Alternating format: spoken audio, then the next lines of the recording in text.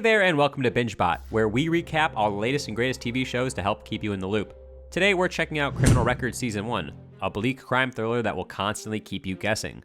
This dramatic series pits two law enforcement agents against each other when a mysterious call pulls an old case into question. As always, if you guys like our videos, consider supporting us via YouTube memberships, Patreon, or Buy Me a Coffee, and unlock some premium perks while you're at it. But let's get on with the recap, starting with Episode 1, Emergency Caller. While driving through London late one night, DCI Daniel Hegarty, who moonlights as a chauffeur, tells his passengers of a morbid case that he once worked on, in which a robbery victim died after being left tied to a chair. He passes by a phone box where a woman is making a desperate call to the police. The caller, who refuses to give her name, believes that her abusive ex-boyfriend is going to kill her, just as he claims to have killed his former partner. He has stabbed her with the same knife used to commit the previous murder, for which another man is now serving a 24-year sentence in White Cross Prison. DS June Lenker is handed the audio the following morning and watches the CCTV footage of the woman fleeing the police box. She speaks to the operator who took the call, Jasmine Peters, who tells her that she believes the caller's claims and convinces June to go investigate them. June finds an apparent match in Errol Mathis, a man convicted of killing Adelaide Burrows in 2012 and now serves a 24-year sentence. She informs her boss, DCI Roy Chambers, that she wishes to speak to the officer who handled Mathis's case, none other than Daniel Hegarty. June ignores Chambers' request to simply email Hegarty and instead visits him in person. Hegarty is evasive while also belittling June. He states that Errol confessed that Adelaide's son Patrick, who's not Errol's biological child, had heard everything through the wall, and that next time June should do as she's just told and email him. After she leaves, Hegarty warns DS Kim Cardwell about her investigation and returns home. Returning to her own home, June tells her partner Leo that she believes that Hegarty might be a racist, but he's kind of skeptical. The next morning, June is informed that the Professional Standards Division has launched a random inquiry into her searches, something that could prove to be trouble as she has previously searched for vehicle registrations on behalf of her paranoid mother, Maureen. June, however, is not deterred by Hegarty's show of power and visits lawyer Sonia Singh, who works on Errol's case. She reveals that Adelaide had bite marks on her, but that they didn't match Errol's teeth, although the prosecution had claimed otherwise. Sonia also believes that Hegarty's crew, the 62s, who include DS Tony Guilfoyle and DS Kim Cardwell, have their own, potentially racist agenda. Sometime later, Hegarty alerts Tony to June's investigation, and alludes to having already warned Kim.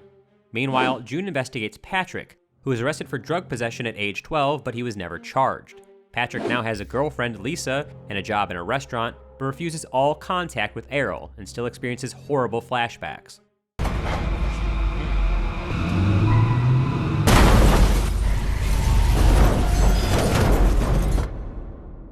Later, June receives a call from the Professional Standards Division, aka the PSD, who have questions about her database searches, but she cuts them off to take a call from Jasmine, who believes that she is on the line with the mysterious woman from the telephone box. June is patched into the caller, who gives her name as Maria de Souza.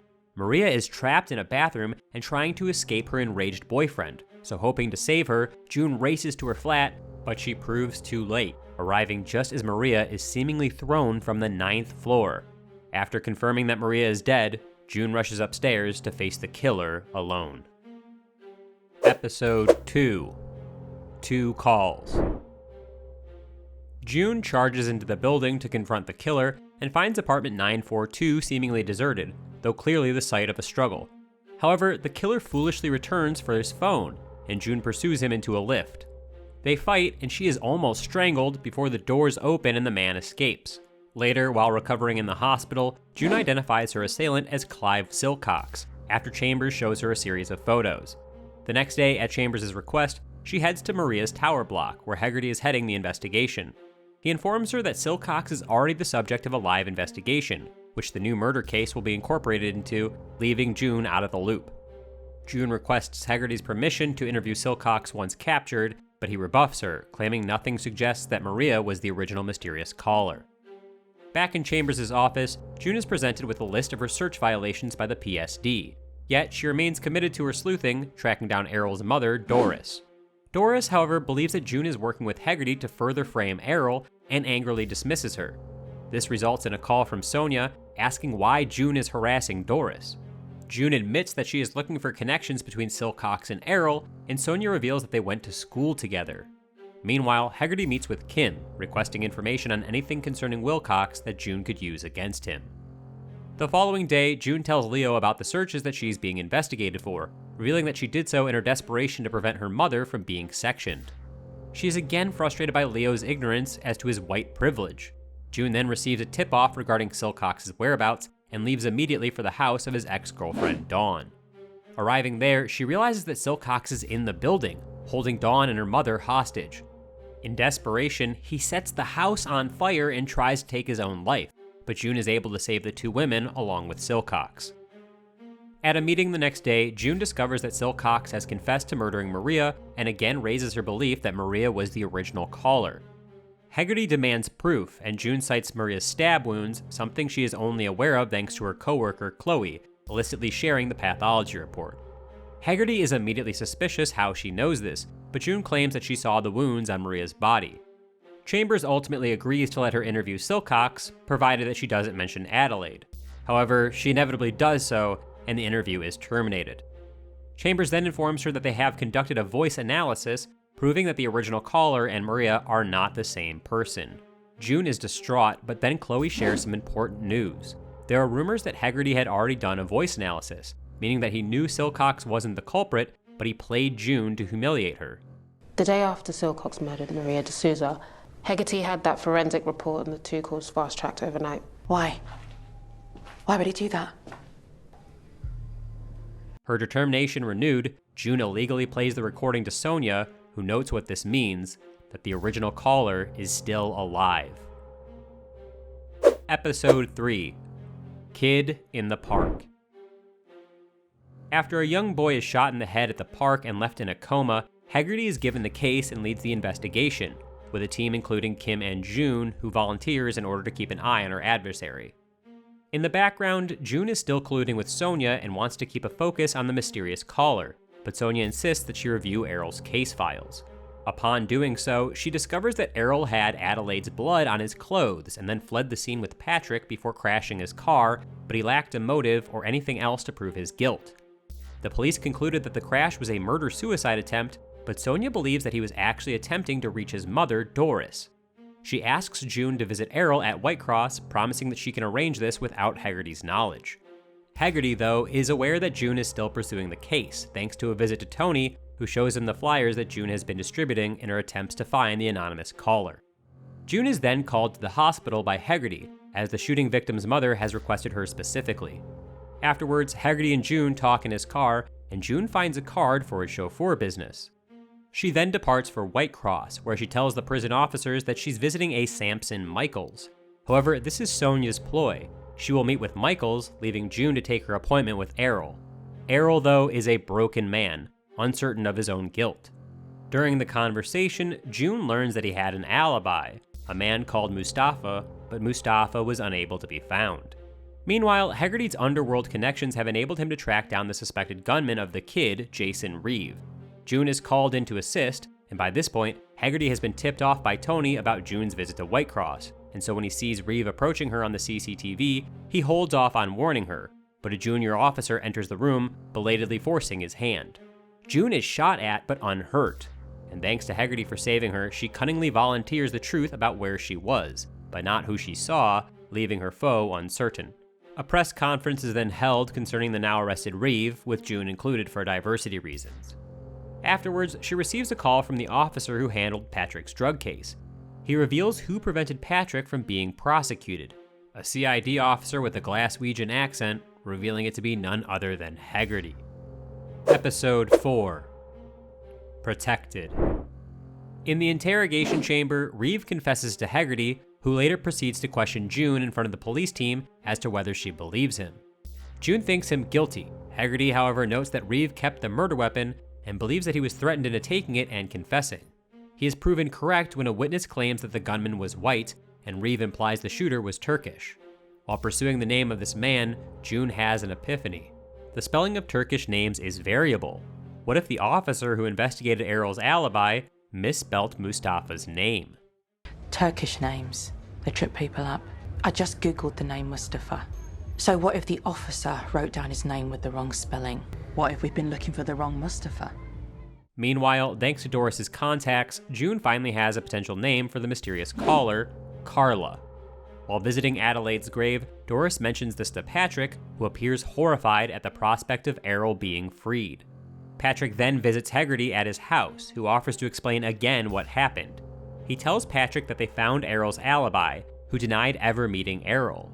June, however, has tracked the man down under his correct name, Mostafa, with an O and a PH instead of a U and an F, and here's a very different story. The police had shown him pictures of various black men, and Mostafa was scared to admit that he couldn't tell them apart, as the local cops had fascist links. Stunned, June leaves, only to find that her car has been set on fire. She is placed under 24-hour protection, and Hegarty informs June that he is standing her down from the shooter investigation due to online threats against her following the press conference. The next day, she is placed under investigation for bullying. June is certain that Hegarty is behind it. She discovers Hegarty has found the shooter, having offered Reeve protection after the latter was assaulted in prison.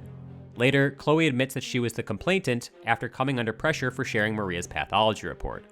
Additionally, she is also angry with June for doing the press conference, which was viewed by Chloe as a betrayal to their race. At Hegarty's house, Patrick again visits him to thank him. Hegarty warns him that he can't keep doing this, but introduces him to his daughter Lisa, with Hegarty not realizing that they have already known each other and are in a relationship together, something Patrick and Lisa had been keeping hidden. Meanwhile, June discovers another officer has been looking for Carla. This leads her to conclude that there is an informant, Doris's friend Letitia. June orders her to desist, or she will tell Doris.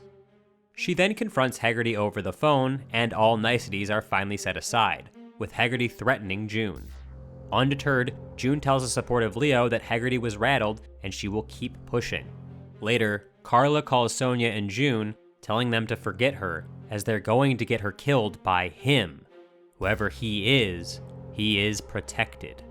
We can keep you safe. You don't believe me. Está protegido. Protected? Protected. Episode 5. Possession with Intent. Suspicious of the potential connection between the 62s and far-right politics, June visits Silcox in prison. Silcox, a supporter of the neo-Nazi group the Combat League, claims that Tony was also a member. Tony, however, refuses to talk to June, but once she leaves, he immediately rings his two friends in a panic. Hegarty appears unconcerned, stating that he has the situation under control. He then meets with a man named Stefan, paying him a deposit for a new flat for Patrick. Meanwhile, Sonia has been keeping tabs on him, and she discovers that Hegarty regularly visits a carpet shop that is a front for a drug ring. She tells June, but June is reluctant to act until the following day, when her son Jacob has a methamphetamine planted in his bag by some police, and is arrested and charged with possession with intent to supply. June is unsurprisingly distraught, especially since Maureen, who Jacob rang to pick him up, ended up in the accident and emergency department, revealing that she is slowly losing her mental faculties. June naturally assumes that it was Hegarty's work, especially when she has it confirmed that two of Kim's officers were the ones who made the arrest. Leo, however, is once again skeptical, and asks Jacob whether his friends could have planted something, to June's fury. He accuses her of nitpicking everything he says, after which he tells him to say better stuff. Now eager to confront Hegarty, June arrests Miras Mansour, the proprietor of the drug ring at the carpet shop. She meets with Hegarty, who demands that she free Mansour, insisting that he's a trusted intelligence asset. He refutes every accusation that June throws at him, claiming he had nothing to do with Jacob's arrest and that Tony was working undercover in the Combat League before he even joined the police. Though unconvinced, June reluctantly accepts his offer to clear Jacob's record in exchange for releasing Mansour.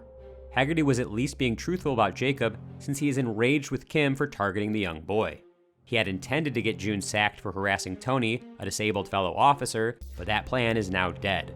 His relationship with Mansour also becomes clearer when it is revealed that Hegarty supplies heroin for Lisa, who is an addict. He believes it better to supply it himself, rather than she doing unthinkable stuff to get it. Elsewhere, June and Sonia show Carla's tape to Doris and her husband Reggie, who are overcome with emotion at the evidence of their son's innocence. Episode 6. Beehive. After reviewing Errol's case notes, June is perplexed. He went from claiming to remember nothing to confessing to murder just 48 hours later, and during that time, he was taken to visit the murder scene, but there is an unexplained gap in the records. She hopes that his solicitor, Ross Cardona, who should have been with Errol at all times, may have some answers, but he refuses to tell her anything, and instead attempts to warn Haggerty. Haggerty, however, is having difficulties of a more personal nature. He has discovered that Lisa is dating Patrick. This leads to a furious argument between the two, with Lisa storming off, but when she doesn't return to Patrick later, he and Haggerty are united in their fear for her well-being. Although he's supposed to be attending an important meeting, Haggerty ignores all calls, including Cardona's, to go search for his daughter. June, meanwhile, makes peace with Chloe. They lament institutional racism, with Chloe telling her that even the white Assistant Chief Constable, Claudia Mayhew, has been subject to vile abuse since vowing to tackle it. This conversation, along with a less successful one with Leo, who still fails to see his own unconscious bias, leads to June scrolling through online threats to Mayhew and realizes that Tony is a prolific online troll. The next day, she attempts to use this knowledge to blackmail Tony into revealing the truth about the Errol case, but he still refuses to talk to her. June then brings his threats to Mayhew herself and is given permission to search his house. Realizing that he's in trouble, Tony prepares to destroy all of his electronics, but June isn't the only one who's after him. Doris, who has also learned about Tony's involvement in Errol's case from a repentant Letitia, arrives to confront him. Tragically, their argument culminates in her death when a panicking Tony runs her over.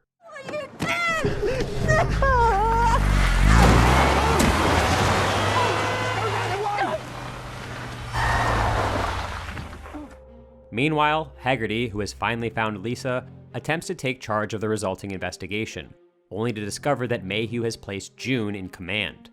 Tony's incriminating electronics are found in his Beehive, including a DVD of Haggerty's interview with Errol.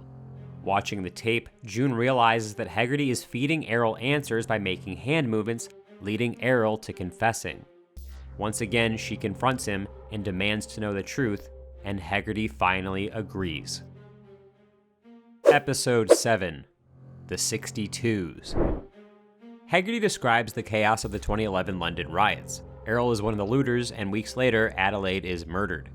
Given the febrile political context, Haggerty is under pressure to make an example out of Errol. In spite of some racial prejudiced assumptions from Tony and Kim, Haggerty is initially unconvinced that Errol is the killer. Since Errol had been stopped and searched 9 times, he has never ever been found with a weapon. What is your problem here? My problem?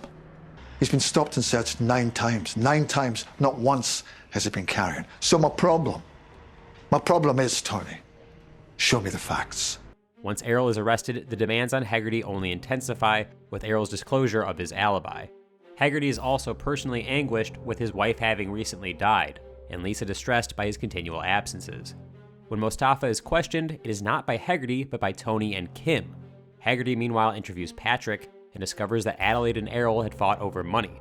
But there is still not enough evidence, and with the hospital supplying a mental capacity assessment, he is told he can only hold Errol for another 24 hours. Desperate for a lead, Haggerty decides to see Reggie, upon learning that he did not visit his son in the hospital. At first, Reggie is unwilling to talk, but after Haggerty has a possibly calculated breakdown about his dead wife, Reggie opens up. He reveals that a teenage Errol once stabbed him while high, showing Haggerty the scar, although he refuses to go on the record. Haggerty evidently decides then that Errol is guilty. A visit to the murder scene with Errol yields nothing, at which point Cardona leaves. Haggerty, pretending that he left his phone behind, then returns to the flat with Errol. He proceeds to tell Errol that Patrick had lost the use of his legs, sending him into shock. At this point, Errol, who had previously denied taking part in the riots, admit that he stole some jeans for Patrick because other kids were laughing at his clothes. Haggerty muses aloud over what else Errol has been hiding, telling him that his memory loss is a self-defense mechanism. He then plays the tape of his interview with Patrick, who seemingly quotes Errol's words to Adelaide, "I'll knock you flat." It is this that prompts Errol's confession. What did he say to your mum? I'll knock you flat. I'll knock you flat. Meanwhile, back in 2024, Sonia leaks the Carla recording. Episode 8. Carla. Carla's recording goes viral, to the horror of both June and Haggerty, who know that this places her in danger. June urges Haggerty to consider that he might have been wrong about Errol, and he agrees to go over the evidence with her. Reviewing the DNA evidence, Haggerty is stunned to discover an unexpected name on the list, Stefan Ash, the man who had previously arranged a flat for Patrick on Haggerty's behalf. He talks to Kim, who claims to have flagged Ash's alibi as unsafe, but Tony later inexplicably clears him. Haggerty plans to arrest Ash at his house, but Ash's wife holds him up while he escapes. As they start their hunt for Ash, Haggerty admits to June that Ash has been his informant for 5 years, and prior to that, he was Tony's. The police team begins searching Ash's many properties, eventually trying the abandoned properties on the top floor. Here, Ash attacks June, but she swiftly gets the upper hand and is about to stab him with his own knife when Haggerty arrives just in time to stop her. Carla, the mysterious caller who had warned the police about Ash being the real killer of Adelaide Burrows, is found alive together with her baby while Ash is arrested. However, on their way to the police station, a motorcyclist pulls up and shoots both Haggerty and Ash, killing the latter. Nonetheless, the evidence that Ash was Adelaide's killer is insurmountable, with the police finding physical proof at Ash's house. Errol is overcome to learn the truth of his innocence and that Doris's faith in him was warranted. Later, he and Patrick share an emotional embrace after a remorseful Patrick describes 2 Errols, the one who took care of him and the one that he thought killed his mother, saying that he chose the wrong one. Meanwhile, a recovering Haggerty visits Tony to inform him that his murder charge will be reduced to a reckless driving charge, but that between his threats to Mayhew and covering for Ash, it is finally game over. Furious, Tony argues that Haggerty is equally responsible for Ash's crimes and accuses him of arranging for Ash to be assassinated before he could talk, which Haggerty denies. Tony then suggests that Kim acted on his behalf because that's what the 62s do, Haggerty's dirty work. The 62s also prove the perfect metaphor for the world of deception that they inhabit. Supposedly named after the 62nd Airborne in which his uncle served, Haggerty departs with the revelation that he made the whole thing up. Ultimately, an independent investigation determines that there is inconclusive evidence that Haggerty manipulated Errol during his confession. The seemingly remorseful Haggerty tells June that he handed in the confession tape that implicated him, yet June remains troubled. Later, she asks Errol why didn't he expose Haggerty for illegally taking him to the apartment. Errol tells her that he didn't want Patrick to be put through the trauma of a trial, and also about the recording that Haggerty played to him. Watching Patrick's interview tape, June realizes that the "I'll knock you flat" was simply a line from a cartoon that a young Patrick was repeating. I'll knock you flat, I say! You want to hear what Patrick has to say about you? Yes. Listen. I'll knock you flat, I'll knock you flat! What did he say to your mom? I'll knock you flat. I'll knock you flat. Somehow shocked, she calls Haggerty, who says nothing to her accusations, pushing his phone away with an ambiguous smile. And that's it for Criminal Records Season 1. So what'd you guys think about the show?